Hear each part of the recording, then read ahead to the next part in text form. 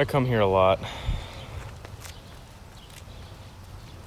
Usually I just order on my phone or on Grubhub or something. Usually I feel like I kind of don't want to like have to bother, talking to an employee or anything like that. Why would I do that when I can do the ulterior option and have it be so much easier? Instead you fall water or concrete. I'm clumsiest either way. I'm Jack Lindsay Noble. I'm 17 and I was born and raised in Westport, Connecticut. I'm at my most comfortable in my house inside. I would say I'm an introvert. As a product of my upbringing in the 21st century, going out and meeting new people and being unafraid of doing new things is hard for me. But, I have to try. I can't spend my whole life inside playing video games and hoping something happens, I have to be the proactive one,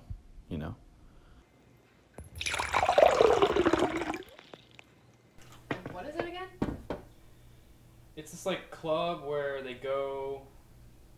It's just it's made up of a lot of older people, and they go and they swim together at high tide, and I'm gonna go swim with them. Is it cold? I don't think so. Not during the summer, at least. Right. But some people go in the winter, Mm-hmm. and it's freezing. There's a guy who goes there, and his name is Will, Mm-hmm. and I only know him from what Mom has said.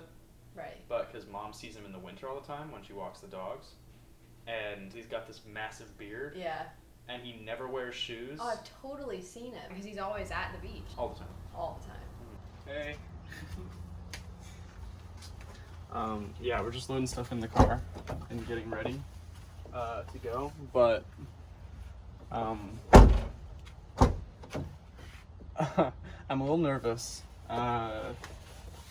with how it's gonna go. So it should be interesting. But I guess we'll see.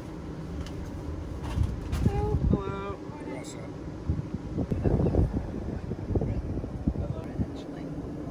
Very small. Beautiful. The wonders of the beach. On that wall over there Are is they where still? they put their towels and where they put their meager belongings. Uh-huh. They're the ones without the chairs and the umbrellas. Okay. They just have a towel. I would say it's more of a group than a club. Essentially, just an amalgamation of people from around Westport, Connecticut, all come to Bering Hill Beach at high tide, and they all swim together. And they've known each other for years. For some, almost have known each other for decades. The high tiders, by their nature, are an elusive crew.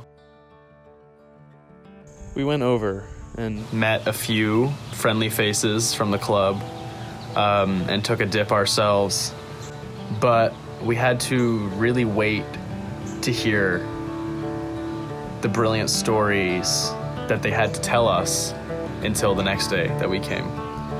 And there we learned about the story of the doll. I've been searching all of my days.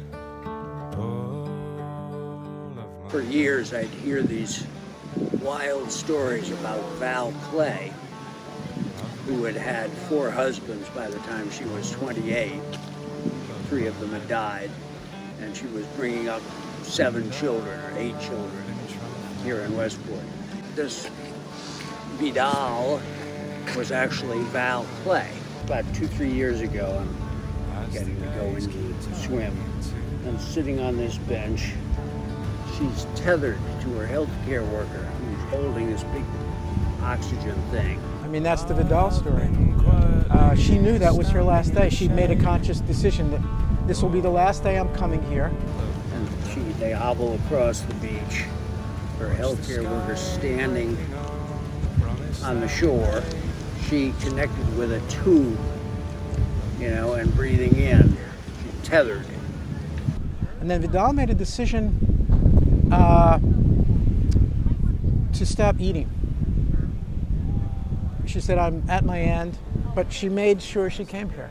I hadn't been on this beach in 60 years, from the time I was 3 or 4 until I was 68.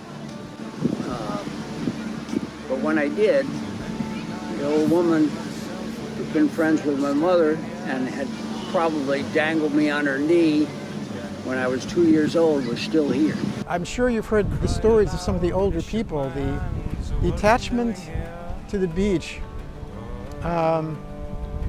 is somewhat an attachment to, I'll say, another world. You know, it's the cocoon, if you saw the movie, for a lot of these people. It's where they get their energy, their youth, their sense of relief from the rest of the world.